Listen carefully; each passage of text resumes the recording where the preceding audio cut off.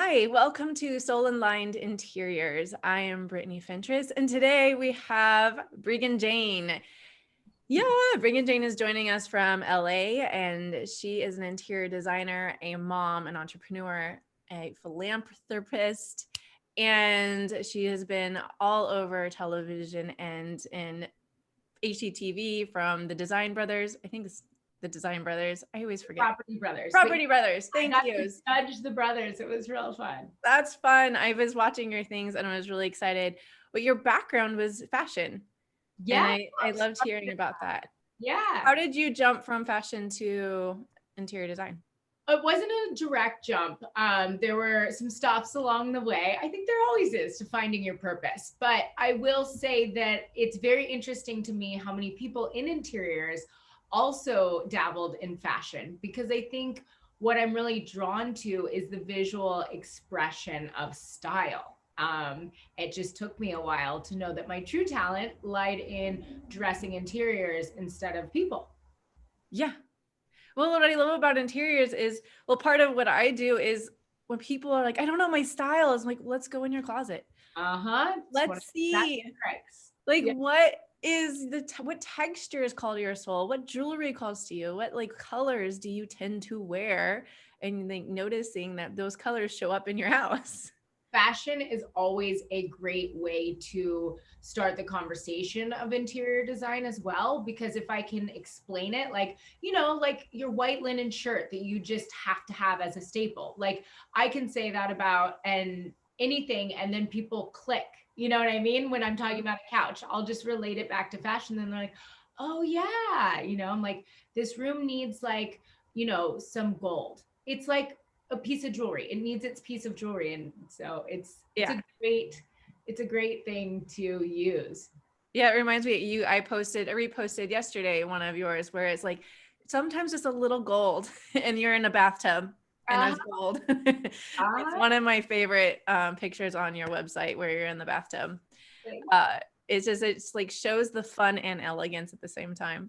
And I love it. So the show that we're in today and we're talking about, it's actually live right now, but we're jumping in here unrecorded because you're going to be busy tomorrow when it's going live. We're really talking about how to create a space that is aligned to someone's soul, how to create a room that grounds them, to inspire them. Like my biggest reason, the why for me, is to inspire women to live their best lives. And like we wake up in the morning, and if our rooms are chaotic and ungrounded, we're going to wake up ungrounded. And so my question to you is, what is like in your home, where is the place that you ground? My bathtub. Surprise. I'm a big fan of bathtubs, but I'm also just really pushing the bathroom right now and that conversation, because I think it is the space in which we start the day and we end the day. And it's a very personal part of our home. And I think we all forget to take care of that space because it is our own and it's more private. So our kitchens might look great and they're decorated because we're used to entertaining in there. And then we overlook the fact that like our cluttered counter is adding, for me at least, like chaos and confusion in my mind. And it's a controllable space that I even let get out of hand. And every time I bring it back to that centered, grounded space for me, I feel so much better with just like attacking the day. That's true. My husband bought me flowers the other day and he brought them into my office. I'm like, and I took them out and he's like, I bought those for your office because you're there all day. I'm like, well, I already have flowers from last week. But I put them in the bathroom. And I was like, I'm in here. I'm either in my office or I'm walking to my bathroom. And that's where my day is, in between those spaces. And for me, being a mom, I always have to go to the bathroom for some, it's what happens. Yeah. We also like to hide out in there. So let's make it nice. There's a lot of hiding in the bathroom. Where's mom? Like, where's mom? I don't know. I'm somewhere. But yes, the bathtub. It's such a grounding location. And it's like little things, it's just remembering to light a candle before you take a shower. It will change the whole experience. And it's like a trigger point for your brain. I also put all of my soaps into brown glass jars and then labeled them, just because I knew I wanted that cleanliness of mind when I went in there. But also now it's like I order things on refill and it's easy to keep up with, and I don't let the chaos happen. And at least in my life, I feel like we're always gifted like lotions and soaps, and I have little shelves for those because they're great to use and pull out. But so many times it just becomes that drawer in your bathroom that's like your own little hoarding station that you haven't wanted to go through and actually deal with. And for me, those are correlated to like cobwebs in my mind. The more I clean and clear space in my life, either physically or emotionally, the more that comes to me, you know, because there's room. Yes. Yes. We actually are going to talk. We have someone coming in at the end of the day for decluttering, like how to get rid of clutter for good. Mhm. And she's actually talks about it's all internal, which we know. Like we're always like hiding. What's the thing we're hiding? And for me, spring cleaning, like this is the perfect time to like clear and clean and to allow for us to receive. Like abundance doesn't come if we're hoarding and keeping things and shoving it in drawers. Uh-huh. I love it. I might use that lotion one day sometime when I'm traveling and need that bottle. And you're like, let it go. Let it go. Yeah, do you find that one of the biggest struggles, hurdles when you're working with clients to the release point? I think it's yes, the release point, but what I find very interesting is that people try to use design to build a life they want, not the one they're living. And it's interesting to watch them set expectations for themselves they can't meet, right? So a lot of what I do with my clients is really talk to them and get to know them. You know, I had a young couple once, and their lives were just very busy. And the reality was the way their home worked, like the husband really kind of lived in a separate bedroom, and that's how they lived their life. But it was so interesting to watch them sort of have difficulty telling me that, because their life, everybody's worried about somebody else's judgment, right? And I was like, well, look, like if he's gonna live down that, then we need to make sure he has the stuff he needs in that room, and you have this stuff, and like that makes sense. You guys are on completely different schedules. I don't care how you live your life. I want to set up the way you interact with your space to help you with your life. You know, if I'm planning for something that's not going to impact you, why are we putting energy into this? Oh, I love it because it really goes down to your vision for your life, which you do so beautifully. You have this vision for inspiring people, empowering families, empowering individuals. And it's the same for me. Like, what's the point of the room? What's the vision of this room? What's the purpose? Like, and it doesn't have to look like Pinterest. It doesn't have to look like your friend's house. Like this expectation we put on ourselves about what it looks like. It's like, it doesn't have to be this beautiful, stunning space. And don't get me wrong, that part for me is easy. I love that part. I can get excited about so many different visuals. Like that's the easy part for me in design. Mm-hmm. The hard part is extracting the information of like, what's your routine when you walk through the door? Some of us take off our shoes and drop our coats. So if that's your life, let's set that up, because that's how you interact. Others of us, I'll go all the way to the closet, and we don't need that because they go straight upstairs, but they drop all their keys. Do you have dogs? Do we need leashes by the door? Like, and what are these things going to live in? And how do you, you know, it's a home. It's a home. Yeah. So how do you work with, I'm interested because I'm also thinking that like I walk in the door and I immediately take my shoes off because I'm the one who's usually cleaning. So I'm like, I don't want to clean up the mess. I'll take my shoes off, put everything away. My husband will leave everything on and slowly move things and take things off as he goes to different rooms. And so there's me coming up behind and like putting them away. He also gets forgetful, so he doesn't remember where he puts his things. So I have created containers, like Uh-huh. remember it's in your box in the closet. Like if you can't find it, it's there. um but yeah, there's different people. When I love about, I was watching your clip on the HGTV Extreme Makeover, and like you're working with families, so you have different souls and different people with different visions. So how do you work with a group? And like, Well, and it's so fun because my new show is all new couples who are getting married. And I think just being an interior designer, you're kind of like a hairdresser. You just become everybody's therapist. And it's a part of the job. And I really actually enjoy people, and I enjoy love, and I enjoy being invited to create opportunities instead of arguments. You know, I find that a lot of the things that people disagree on or they live differently, they want to be right. And lots of times there are solutions in the middle, you know, and those are the fun ones to find. And they both feel good about it, you know. You were talking about shoes. I have a client who showed me their whole house, and then like I love the spots where people are like, oh, but this is not going to be here. Like we're not going to do this anymore. And it was like just sort of a rickety put together shoe station with like shoes spilling out of it, and it was toward like near their garage, and they just wanted to pretend it wasn't there. And I was like, okay, but this isn't going anywhere, guys. And you know, you could see it was like a point of contention. Like one's like, well, I don't even know why we take our shoes off here. And she's like, I want to clean, you know. And I was like, hold on, can we make, like, you have this space right here, let's make you a full built-in with baskets. Let's like, this can be a shoe wall that actually works. Why are you hiding and pretending like, do you know what I mean? yeah.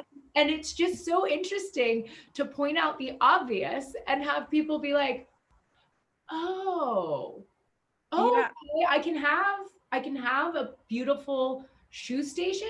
Yes, you can. You can. Yeah. It's like, what's in the gap from what you want, and where, what you're doing, what you want, and how can you, like, I love there's always another answer. There's always another way, different possibility. And a lot of the times it just takes someone else with a different filter. You're unattached. You're like, I'm unattached to what it is, but let's create what works for you. Totally. So it's like, I don't have to live here. I say it's like, I don't have to live here. You do. You're looking at their vision and seeing them as a couple, like, okay, what are you creating for you as like a blended unit that works for both? So I love that. And I'm just thinking in my head, like, oh yeah, the baskets, the shoes. And if it sometimes it doesn't work with the kids, oh, it just like, you have little boys too. I have two boys as well. And it's like, it's almost not training in them, but I have to actually go into the why, like why. This is the reasoning underneath of it. And I yeah, there's also ways that design can be a crutch, of course. You know what I mean? Like, don't build a shoe station if you don't want one in your house, because it will become the thing that is there that drives you nuts. Like, and so in my life, I don't want a shoe station, but little boys finding their shoes and getting them on to get out the door is a process that I don't always appreciate when we're rushing. So we just leave 2 pairs by the door. And it's like, they're allowed their 1 pair there. Each of them can have 1 pair by the door, but all the others you go straight up and take off, because you're only allowed 1 pair. I think right now my sons only have 1 pair of shoes because they keep growing. It's like, I think 1 pair works for the season. Like, what's the shoe of the season for the moment? Because they keep moving on. It's that, or now we're baseball, like sports season, and like those things coming in, like, okay, we get to create a space for these things. I love it. And that's new for me. Baseball is new for me, so I'm really excited about that. I was going to ask you about, where does this space, like, how do you create inspiration in the home? Like, if for creativity, for like your kids, for you, like, where's the place for that? It's so hard because it's so natural to who I am. You know, if I'm outside and I see leaves, I'll make a necklace or a flower crown. Like, that's just the person that I was born. So for me, it's really about, I think mimicking nature for me is always very interesting. I love to look at things. I love to look at the structure of a leaf or the way a mountain ridge meets the water. And I'm just constantly sort of picking apart the visual aspects of what I enjoy about certain things. Hotels are a great space for me as a designer to gather inspiration because I like seeing what other people do. And there's spaces that are used by a lot of people. So I find that very interesting. You know, you have to design for the 2-year-old and the 75-year-old man inside the same space. So, you know, I just love picking apart anything visual. Yeah, nature is I love nature, using nature. I collect, there's a whole bunch of them over there. I collect feathers. Oh, And it's like, cause there's a lot of turkeys, like wild turkeys in the, I'm in the San Francisco Bay Area. So we get a lot of wild turkeys and they're always leaving these feathers, and the patterns on them just are stunning. lots and And the I can't stop collecting bird feathers, and I'll pick them up and I'll pick up shells and and the coloring too. And how they even just like comb together. Like some will be so nice and like these guys fray out, but it makes a beautiful feather. Yeah. yeah.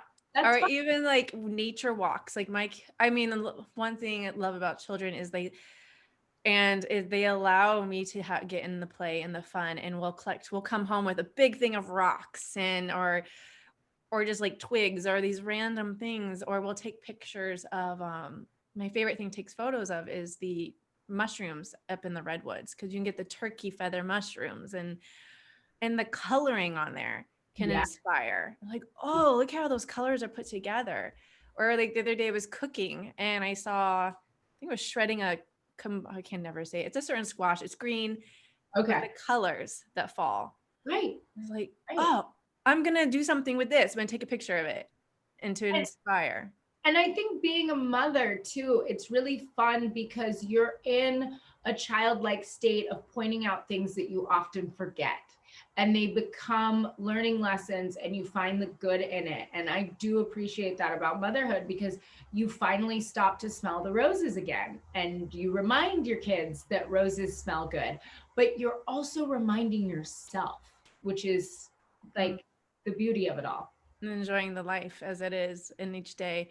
Yeah, it's such a beautiful lesson with children, and like in bringing creativity back to the home. Yeah. And so I wanted to talk about your book. Actually, I was really interested. It's totally not interior design, but it's still like mindset, and I love mindset and creating spaces and opportunities to grow and inspire. You do have a children's book. I do, little Carby.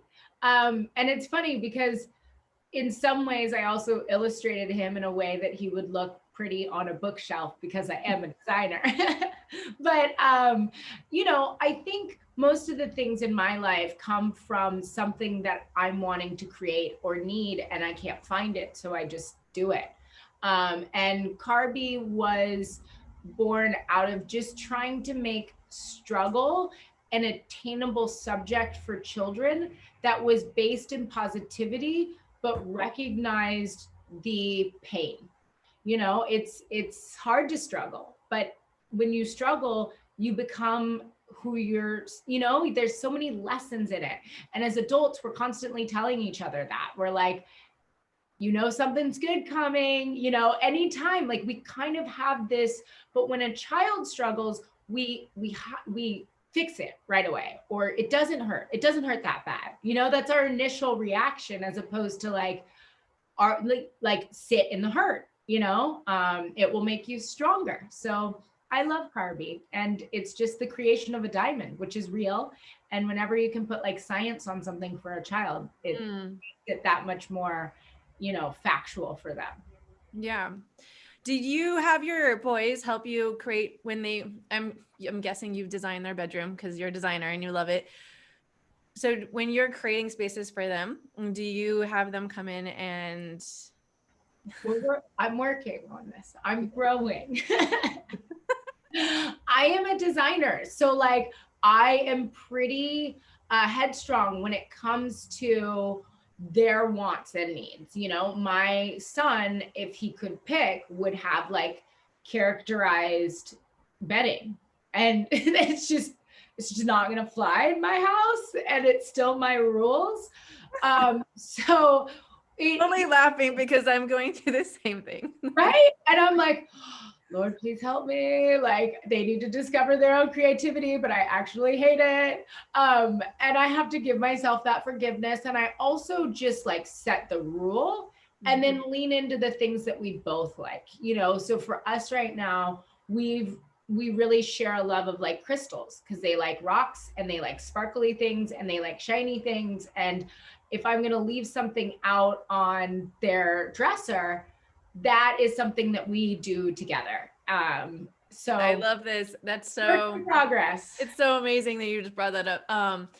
My 8-year-old is obsessed. Well, I'm obsessed with crystals. I have them. The entire shelf behind my head is stacked with crystals. Our house is full of them. I have them all over my office. But my 8-year-old, like, that's how we connect together. Like, he loves crystals. He's like, tell me, what's the property on this one? And I bought him the books. And what I found missing in the book world is that there's not one that talks about the metaphysical for children. It talks about it for adults, and but from children, it's like, I wish they would just do a little bit more simple, but be beautiful. Like and so, my gosh, I told him, like, what if we wrote it? And he got really excited about it. I'm like, we could do something together like that. But we've created like this little space under their bunk bed things where he has all of his crystals out. And it was interesting. And we just sold our home and moved into a rental because my husband and I were doing this other thing. I'm like, okay, we're going to be in rental for a while, and getting really like, okay, I can't change anything too much, and I don't get to put wallpaper up, and I don't get to paint. And peel and stick. There is peel and stick now. Technology. There is peel and stick. And I've been tempted. Finally caught up to where I would say that that's appropriate now. Like 5 years ago, not so much, but you can now. Yeah, the last one I did, I had an anthropology one where it was temporary, and I never took it down. So I never tried if you could actually take it down without damaging anything. Yeah. But the peel and stick stuff is fun, and I'm definitely going bonkers in my head of what to do with the kitchen. But their bedroom, I am having the same thing. Their grandma bought them. This is the other thing when grandparents or other people buy things that are character related, like a big bed cover. And like, okay, so we had a negotiation. I was like, all right, we can bring it in. How about this? What if we put the bed cover that I made you and created for your bed, where you guys have this look, we put the Thomas the Train underneath of it. And then at night, when you sleep in it, totally, whatever you want to do, I'm cool with that. Like, it's all about keeping boundaries. I have a rule with my grandparents. It's like, you bought it, it stays at your house.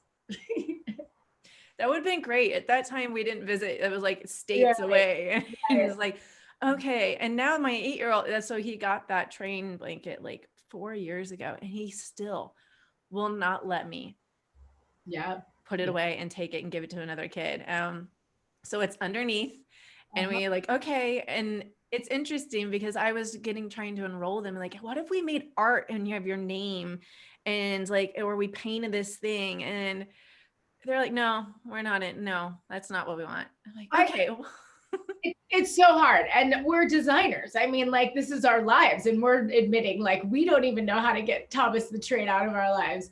But I will say, I do enjoy that my children are sort of forced to learn to let go, because I don't like clutter and I don't like things. And so we give away a lot, and to keep the space calm. Like, it doesn't just happen. You have to work at it. And almost every week with kids, you're like, where did these bean art come from? Like, I love it. I'm glad you made it at camp, but like, is this really need to sit on our counter for like a month because you glued some beans onto a piece of paper? And my friends are like, you're so mean. And I'm just like, no, but like, it's the memories we create. It's not the things. I don't want them to be attached to the idea. Like, they know I love it. They know I'm proud of it, but like, it's time to let it go. It's really the experience. That's all it is. And that's what they really remember. Is like, remember that time? Like, yeah, I do. And like, we have, what I love now, we have photography, we have our phones, we can make a picture book of it. We can create something that's smaller, more compact. I have to admit that this is awful. I'm like, when my kids come home, the moment because then I pick up the kids and the teacher gives me this pile of things and my 5-year-old runs inside, I don't even bring it inside. I look at it, and if there's anything like, okay, you want to keep that piece, like, or they want to put that in their special box, I have one box and it's special, and that's whatever fits in there, it fits in there. And then everything else goes into the recycling bin before I even walk through my house. But I feel like so many moms probably need to hear this, because instead of that, they succumb to the guilt. And I don't think the guilt is real. Do you know what I mean? Like, yeah. We love our children. All mothers do. And just because I don't keep every piece of art they made, what is that? Like, why do we punish ourselves in that way? So thank you for admitting it. And I'm glad I'm admitting it. Like, that's me. Together, because it's a vulnerable place to be, because the guilt will get you.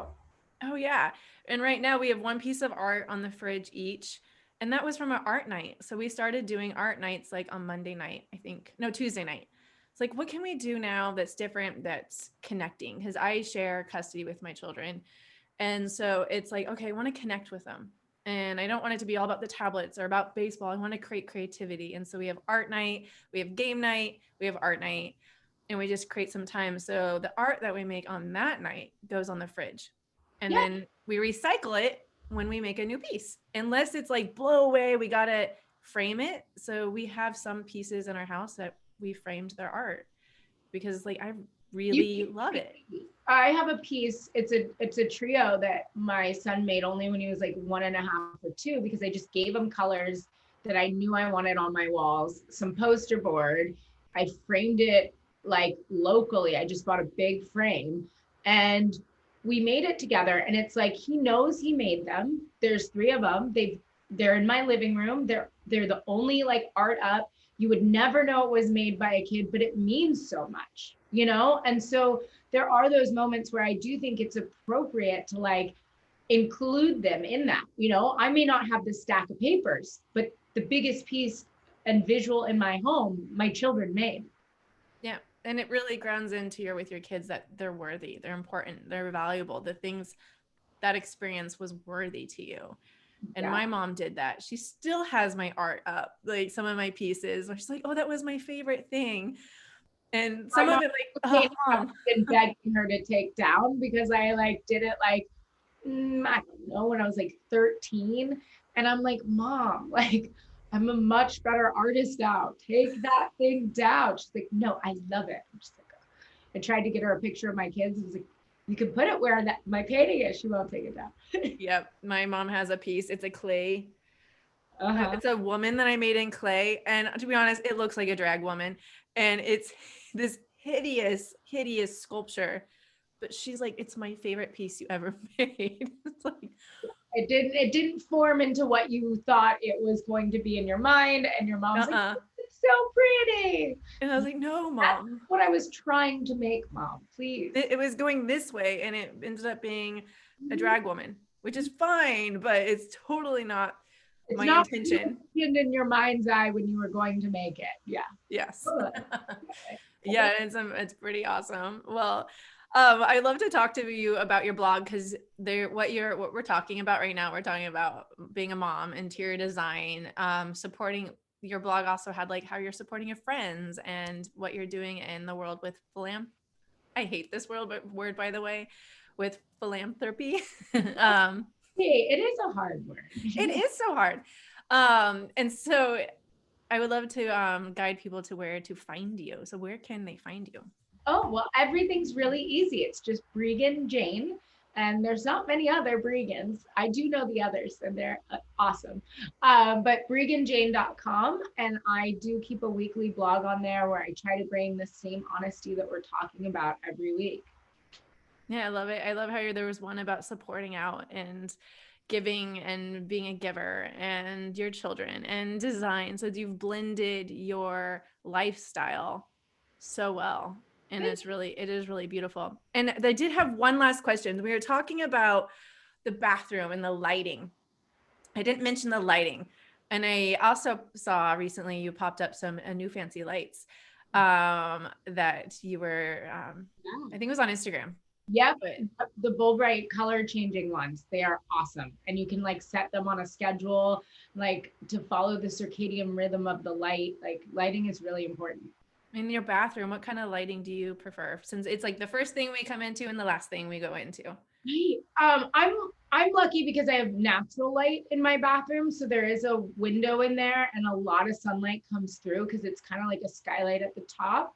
But then at night, I have these Moroccan chandeliers and I like to dim them to a really warm, they've got a warm yellow bulb in them. And I kind of dim them all the way down, kind of like this piece behind me, you know, and the light just permeates. And I love the way it kind of just like warmly sparkles on the walls. You know, there's something about that that's very specific that works for me. Especially, I'm imagining in a bathtub, warm sparkles, candles, smells, like Yes. all the things that feel like a spa.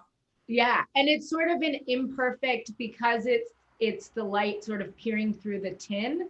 You know, it's that imperfect light on the walls. And it's the pattern for me is not too distracting, but I enjoy it. I think it does sort of reflect candlelight as well.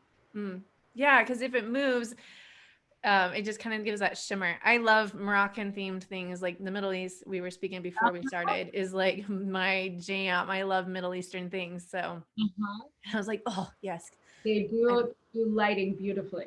they do. It's really great. Well, we do have it in the chat right now for your website and your blog. So everybody can just pop there and grab and go see Breegan and see what she's up to. And you have a new show coming up. Do you have the name for it? Yeah, it's the House My Wedding Bought, and I take couples through the experience of buying their first home and getting married all at the same time. And so it's just really exciting. And most people have saved their whole lives for those two big moments, and people are doing them together now. But when you set out on that journey to start that process and you've never done it, it's like, what do I do? Like, where do I spend? What matters to me? So it's really fun. Where is it airing? It's going to be on Discovery Plus, and I think it's coming out very soon. So I'll keep you updated for sure. Awesome. Yeah, I would love to watch that. It's always fun to watch people moving into their home for the first time and getting married. That's a lot. Right? And it's just, I'm like, I got you. I know, like, I got you. Got you. Yeah, I love it. Well, thank you for joining us. I really appreciate, and this was a lot of fun. It was. I appreciate this. It was awesome. Thank you.